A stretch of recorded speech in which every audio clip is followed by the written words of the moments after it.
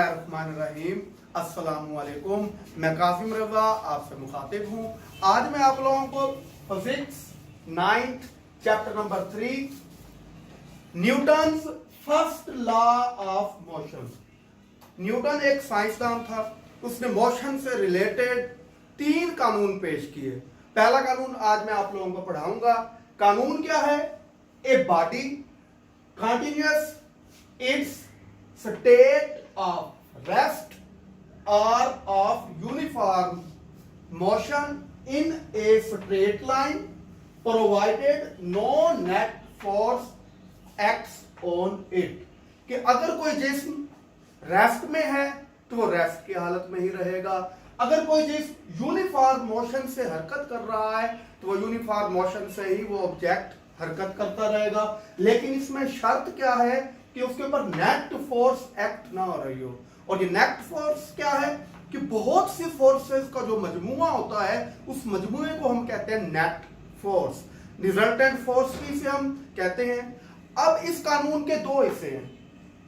First में क्या है कि ऑब्जेक्ट रेस्ट की हालत में है। फर्स्ट किया मेरे पास कोई बुक है, बुक मैंने अपने हाथ पर रखी हुई है, पॉइंटर है। अब तो ये पॉइंटर रेस्ट की हालत में है तो ये रेस्ट में ही रहेगा। अगर कोई ऑब्जेक्ट मूव कर रहा है तो वो ऑब्जेक्ट मूव ही करता रहेगा विद यूनिफॉर्म स्पीड के साथ, ठीक है। लेकिन इसमें एक शर्त ये है कि उस पर नेट फोर्स एक्ट ना हो, और इसे हम क्या कहते हैं? First law of motion. जैसे कोई भी ऑब्जेक्ट रेस्ट की हालत में, ग्लास है, ग्लास पड़ा है पानी का, तो वो अपनी जगह पर ही पड़ा रहेगा, वो रेस्ट में रहेगा, वो अपनी जगह तब्दील नहीं करेगा जब तक उस पर कोई फोर्स हम नहीं लगाएंगे, एक्सटर्नल फोर्स नहीं लगाएंगे। इसी तरह जैसे कोई गाड़ी अगर जा रही है ऐसे सीधी लाइन रोड के ऊपर जा रही है तो वो चलती रहेगी, लेकिन हम देखते हैं कि वो अचानक वो रुक जाती है। तो वो रुकती क्यों है? रोड और टायर के दरमियान फ्रिक्शन होती है। रोड और ये टायर है फर्ज किया, इनके दरमियान एक फ्रिक्शन होगी, अपोजिट फोर्स होगी जो क्या है? ऑब्जेक्ट को रोकेगी। अगर ये अपोजिट फोर्स ना हो तो क्या होगा? ऑब्जेक्ट जैसे चल रहा है तो वो चलता ही रहेगा, बशर्त ये कि अगर उस पर कोई नेट फोर्स एक्ट ना कर रही हो।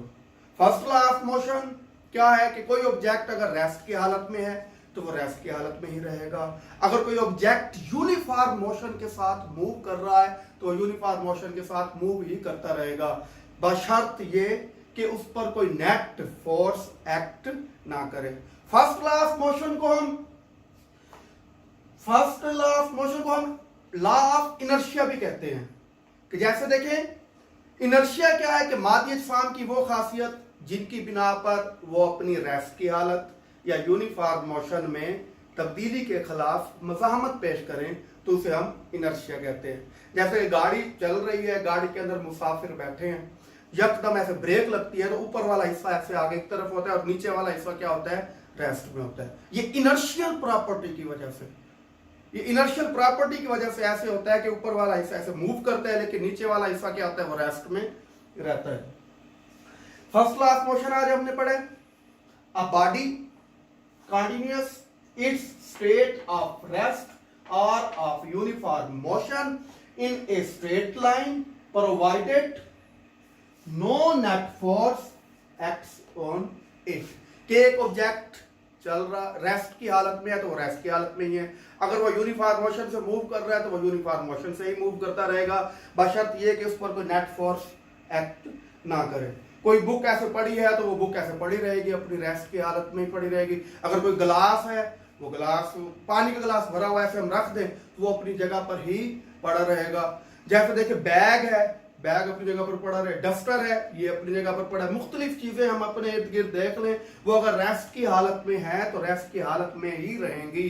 ये फर्स्ट पार्ट है इसका कि लेकिन शर्त ये है कि उस पर नेट फोर्स एक्ट ना करे। इस तरह अगर कोई ऑब्जेक्ट ऐसे यूनिफॉर्म स्पीड के साथ मूव कर रहा है तो यूनिफॉर्म स्पीड के साथ ही मूव करता रहेगा, बशर्त ये है कि उस पर कोई एक्सटर्नल फोर्स एक्ट ना हो। इसी तरह फर्स्ट लॉ ऑफ मोशन को हम क्या कहते हैं? लॉ ऑफ इनर्शिया भी कहते हैं कि इनर्शियल प्रॉपर्टी की वजह भी होती है इसमें, ठीक है। ये आप लोगों ने कम अज कम ये जो Newton first law of motion मैंने पढ़ाया, ये आप लोग 2 से 3 मरतबा अपनी नोटबुक्स पर लिखेंगे। लिखकर मुझे व्हाट्सएप करें, अगर कोई प्रॉब्लम है तो आप लोग मुझसे डिस्कस कर सकते हैं। ओके, अल्लाह हाफिज, शुक्रिया।